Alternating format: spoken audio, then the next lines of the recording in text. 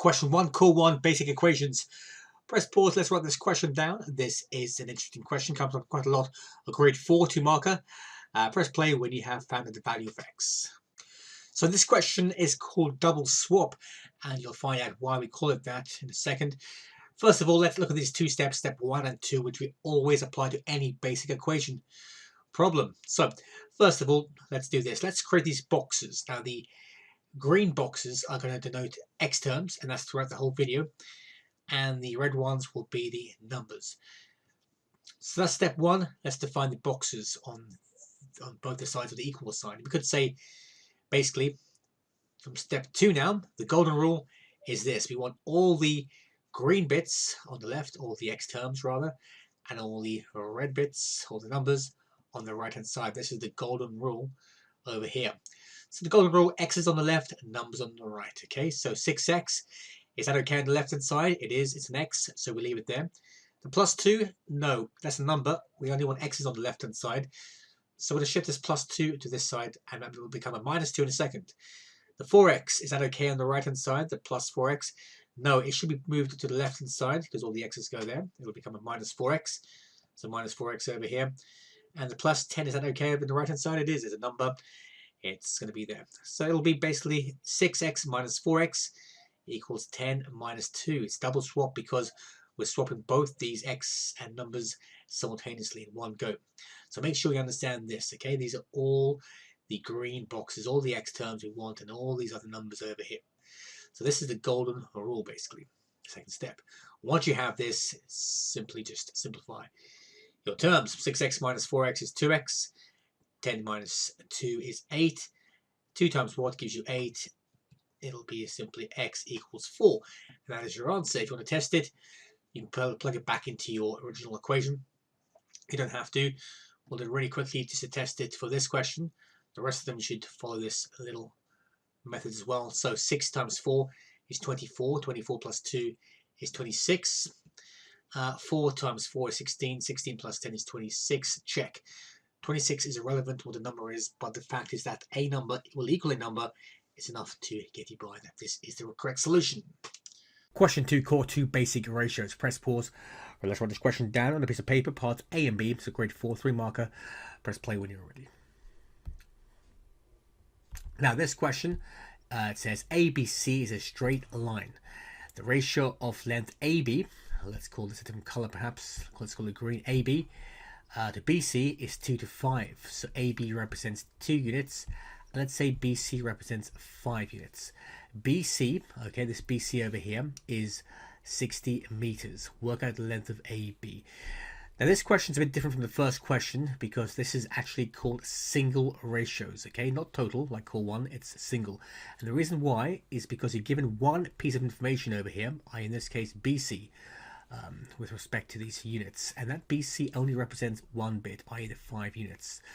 So let's go step by step over here. Step 1, let's identify, obviously this is single ratios for the one piece of information. It's showing you one let's say description over here of one particular aspect to the question. Step 1, let's divide, okay, and this is what we're going to be doing. So let's first of all visualize this with a straight line, because the question says straight line over here, and we have 7 units altogether from A to C, because 2 plus 5 is 7. A, let's do this over here. Okay, so A to B, and then we can have B to C over here. So this is only dealing with this bit over here, B to C. This is what we want to look at over here, because it's to do with what the question is asking. And these 5 units equal 60 meters. So divide is obviously going to be this, 60 divided by 5. 5 into 60, bus stop method, 1 remainder, 2, it'll be 12. Okay, so dividing it is very important. Step 2, let's create our ratio rectangle over here. So the ratio rectangle for this one would be this. So 1 unit would simply equal 12 meters in this case over here. Remember, it's very important in any aspect of ratio, it could be total or single, to create this ratio rectangle, because once you have that, it's pretty easy to do the rest of the question. Now let's do step 3 over here. So step 3 is to multiply normally. But let's see the context of the question before we go upon this. So work out the length of AB. So AB would be this. So 12 meters is going to be 1 unit over here. Okay. If each one of these is 12, 12, 12, 12, 12, we can imagine it like that if you want to, if that helps you. We could say obviously that these will be 12 as well. Hence AB will be 12 times 2. Okay, so in this case, we do the third step, we multiply it, and do 12 times 2, which is 24 meters. Notice how we had to create steps 1 and 2 to do step 3. Work out the length of AC. Now AC is the total amount of all 7 units. So we're not dealing with two different boxes over here. We're with 7. So it's very simple. 12 times 7 will be 84. So in fact, it's very useful to do these 3 steps because for single ratios, you can apply this to any aspect of the question. Notice how we've done the 3 steps first, and then we applied it to the question afterwards. Frequency tables. Let's press pause and write this question down. Our first exam style core question on frequency tables. We're going to be learning about the mean here, how to understand and interpret and find the mean, in fact. Let's write parts A and B down and press play when you're done. Now the table below shows information about the number of plums in a bag. Okay, so we have 2 different clear columns representing this frequency table, plums in a bag and the frequency of bags. So this just means there are 9 bags that contain 4 plums each. Okay, 6 plums that contain 5 plums each, and vice versa all the way through. Part A, the total number of plums in all the bags, okay, is 170. Find X. So we have to understand the context of this question first before we can attempt this, okay? As we said, there are 9 bags and each of them contain 4 plums each. The 4 plumber bag, let's say, the 4 plum bag. So how many plums are there in all of these 9 bags? There are 36 because we do 4 times 9. Understand why we times them as well. Don't just accept it, in the answer booklet. Now over here, again, we have 6 bags. Each of these 6 bags contain 5 plums each. How many plums are there all together? We times them together. So we get the drift. Let's times them all, okay? 6 times 8, 48. Now over here, 7 times x. There's no number here, so we'll write 7x. And this total has got to give you 170. All the different plums in all these particular bags, the 4 plum bag, the 5 plum bag, the 6 plum bag, the 7 plum bag, has to give you 170. Let's add them up together over here. 36 plus 30 plus 48. So we get this. We get 114 plus 7x. Okay. This has to give us 170. So therefore, 7x has got to give us 170. Take away 114. We got to 114, by the way, by adding 9 plus 6 plus 8. I didn't really explain that well. So anyway, look, 9 plus 6 plus 8, or these numbers rather, what I meant by that, this gives us 114 over here, right? So now 170 take away 114, that will give us 56. 7x equals 56. X is a nice round whole number, 8. So this would give us 8 over here. There are 8 bags, each containing 7 plums in each of these 8 bags. Find X. We have. So X is basically 8. That is the answer over here. So indirectly, we're finding out if you understand how to calculate and interpret the mean. Okay, we'll be using this last column in a different way in the questions to come. Hence, find out the mean number of plums in a bag. So the mean number is this. If there are 170 plums altogether, okay, and there are, let's see how many bags there are. So 9 plus 6, 15. 15 plus 8, 23. 23 plus 8, 31. There are 31 bags. Each of these 31 bags, all these 31 bags rather, contain 170 plums. If all 31 bags contain 170 plums, one bag has got to be 170 over 31. Okay, so if you do this on the calculator to 3 significant figures, 5.48 would be your answer. Okay, the 3 sig figs. So obviously we can't have 5.48 plums, but let's write this because it's told us that. Obviously we can use some common sense in the exam by rounding up to the nearest whole number, or what it may be, if you see that's needed. There we go. There we go. Press pause, write this shape down, try to find out the unknown side BC, use your knowledge of Pythagoras on 2 separate triangles, and press play when you have the right answer. So this question involves Pythagoras on both these right-angled triangles. We have a triangle over here, which is ABD, and the other one, BCD. We'll put it in another color. Let's say it's over here. So identify two triangles, and in particular, we want to find out this length x. Now, it's always good to find an adjoining length over here. They both share. That would obviously be over here, BD. We can see that. Okay, so we want to figure out how to figure out BD over here. So once you have that, we can find out this. So let's look at the yellow triangle first, and we all have side lengths here, so it's definitely Pythagoras. Remember, we said if there were any angles involved, apart from the right angle, obviously, it'll be trigonometry. If there are no angles in the actual triangles over here, it's Pythagoras. So let's do the yellow triangle on top. We'll skip a few steps over here. We'll make it a bit quicker. Let's try to find out BD. So this question over here, we've got the longest side, which is 12. And it's going to be a matter of taking away two figures. So we'll do this. 12 squared, take away 5 squared. This will give us BD squared. Let's work it out. This is a calculator paper, by the way. 144 take away 25. This will give us 119. So let's square root 119. If we square root 119, this will give an answer of 10.9 to 3 sig figs. Obviously, take your full answer on your calculator. Remember, when you're working within a question, use your full answer. We're just doing this to simplify it. So this is 10.9 over here, let's say, BD. Now let's use your bottom triangle, the green one, to find out x. So this is another Pythagoras question. A different scenario is adding these two numbers over here. So we've got 10.9 squared plus 4 squared will give us an answer over here. If we do this on the calculator, this squared plus this squared will give us 135. So we want to basically square root this. So the square root of 135 is going to give us our answer, and it'll be 11.623 sig figs. So again, this question is testing how you use the calculator, how well you understand it, and also how well you understand two different forms of Pythagoras. One way you take them away when you know the longest side, and one where you add where you don't know the longest side. Press pause, write this question down on proportion and recipes in more particular, and press play when you're done. So this question is all about recipes. It comes up a lot, okay, and you need to understand what we're dealing with in terms of scale factors. That's your key buzzword for this. So here is a list of ingredients for making 12 chocolate cupcakes. You need 120 grams of butter, 160 grams of flour, 2 eggs, 40 grams of chocolate chips. James wants to make 30 cupcakes. Work out how much of each ingredient he will need. So this is to do with a scale factor, like we discussed. A scale factor means how many times more does James require, i.e. 30 cupcakes he needs. And the original question says that 12 cupcakes will make these particular ingredients over here.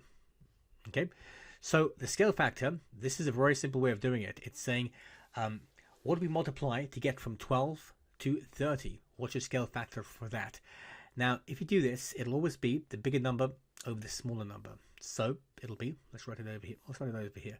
30 over 12. Okay, so this would be non-calculator. This would be the same thing as saying, obviously, well, how many, this is like a top-heavy fraction. So how many 12s are in 30? It's 2. Okay, that's the 24. Remainder 6 over 12. That's the same thing as saying 2.5. So 2.5 is our scale factor over here, okay? Now, normally recipe questions tend to be 1.5, 2.5, or 3.5. Take note on that on your toolkit, okay? Because that's how we deal with it. So this is what we're going to do with this 2.5 over here. We're going to multiply every single thing, all the ingredients, by 2.5. So butter is 120 times 2.5.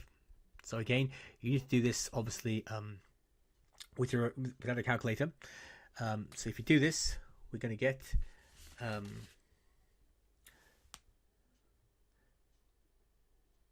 300 grams of butter, okay? And we assume you know how to multiply decimals, obviously, okay? We won't go take you through that over here. Next one over here, 160 grams of flour. So again, 160 times 2.5. So we do this again, it'd be 400 grams of flour over here. 2 eggs times 2.5. This would give us, well, it's double 2.5, 5 eggs. 40 times 2.5, this would give us, well, 100 grams of, let's call it CC chocolate chips, okay? So that's what we need for this. So that's the answer to the question, all right? All of these are the answers over here. 300 grams of butter, 400 grams of flour, 5 eggs, and 100 chocolate chips. Now, you could also do it another way, the usual method. Some students may pick, let's say, what are the ingredients to make one chocolate chip? So they may divide everything here by 12. 120 by 12, 160 by 12, 2 by 12, 40 by 12. That's a harder way of doing it on non-calculator, but it would work on calculator. And obviously, once you find out one chocolate cupcake, what they need for that, you would obviously multiply that by 30. But the trick is to use scale factors. So obviously see, it's always biggest divided by smallest. You want this number 2.5. It's called a scale factor. It'll always work with these, okay? And we'll call this scale factor over here. Okay, there we go. Advanced angles. Let's press pause, write this question down, and press play when you have finished this. So this question is integrating many of the principles we have learned before. Let's delve into this straight away. So AC, BD, and EF are parallel lines. We see AC, BD, and EF all with arrows on them. And we could say that ABCD is a parallelogram. So this green one over here as well, the top one is a parallelogram. Well, we also see a trapezium at the bottom and an isosceles triangle as well with these two things on this far right one. Look at the angle X. So X is this orangey one over here. Let's look at angle X. What do we know so far? Let's try to look at this in the big picture and work out any angles we should know. Now, this trapezium over here, this straight away tells us these two add up to 180. Okay, so this has to be 180 take away 119.